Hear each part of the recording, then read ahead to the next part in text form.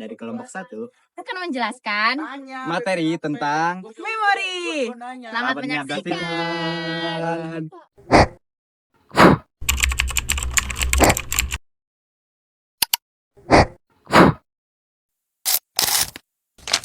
memori dalam psikologi itu merujuk kepada kemampuan mental seseorang untuk mengingat, menyimpan, dan juga memproses hal yang sudah dialami dan sudah terjadi.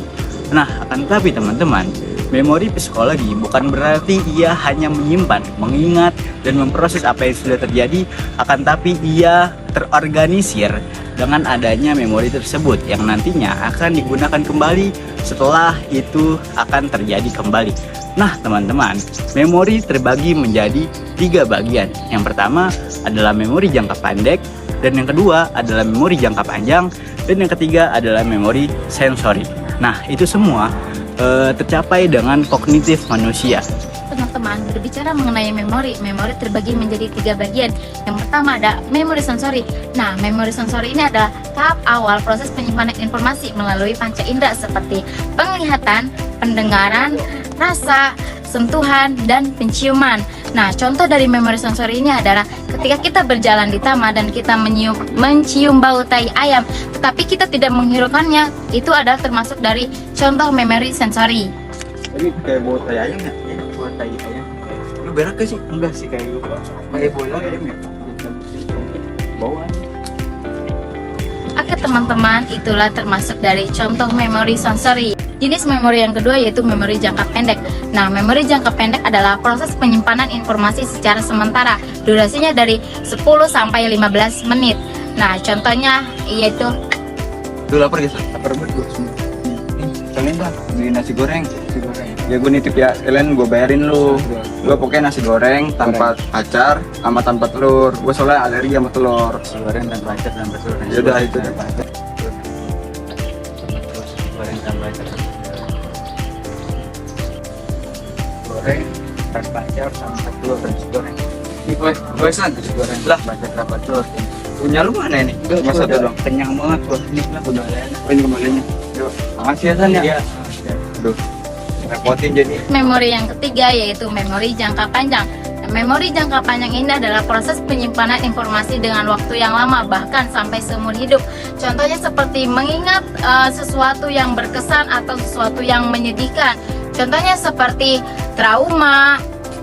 Jangan apa-apain gue, San. Kenapa? San, jangan apa-apain gue, Dik. Nah, teman-teman, itu adalah contoh dari memori jangka panjang, yaitu mengingat suatu hal yang bikin dia trauma.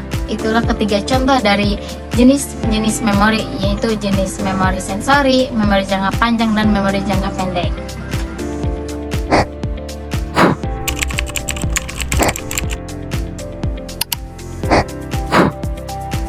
Memori adalah kemampuan otak untuk menyimpan, mengolah, dan mengambil informasi. Proses ini terdiri dari 3 tahap utama. Yang pertama encoding, penyimpanan, dan pengambilan. Mari kita bahas ketiga tahap tersebut. Yang pertama ada encoding. Encoding adalah langkah pertama dalam membentuk memori, yaitu proses mengubah informasi yang diterima menjadi bentuk yang dapat diproses oleh otak. Informasi ini bisa berupa kata, gambar, atau pengalaman sensori. Encoding juga dapat dilakukan melalui beberapa cara seperti encoding visual, encoding akustik, dan encoding semantik. Proses encoding ini akan lebih efektif jika kita memberikan perhatian penuh, misalnya dengan meringkas, mengaitkan, atau membuat hubungan dengan pengalaman sebelumnya. Yang kedua ada penyimpanan atau storage. Jadi setelah informasi dienkode ini, langkah berikutnya adalah penyimpanan, yaitu proses menyimpan informasi dalam otak untuk waktu tertentu, baik dalam jangka pendek maupun jangka panjang. Dan sampai pada yang terakhir, yaitu pengambilan atau retrieval. Pengambilan adalah proses mengakses kembali informasi yang tersimpan ketika diperlukan.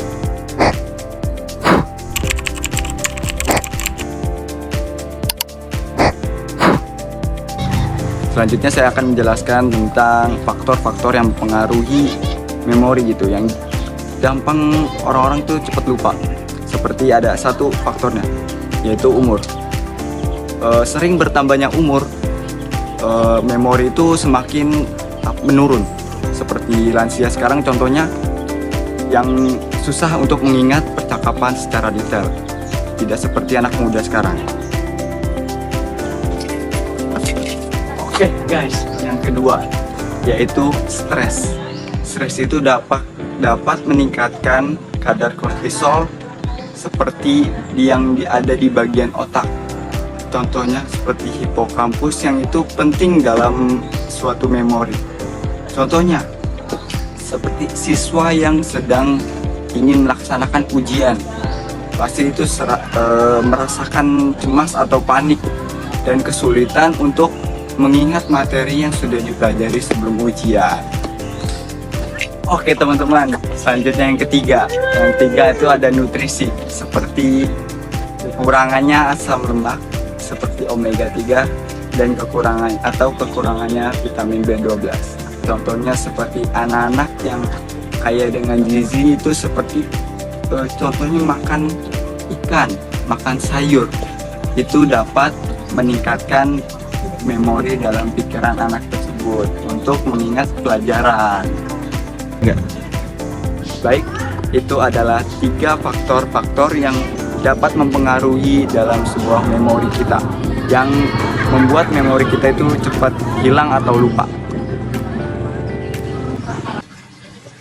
Udah nontonnya. Gimana? Paham kan? Paham dong. Semoga bermanfaat ya. Oke teman-teman, terima kasih sudah menonton video kita. Jangan lupa share, comment, and like. See you.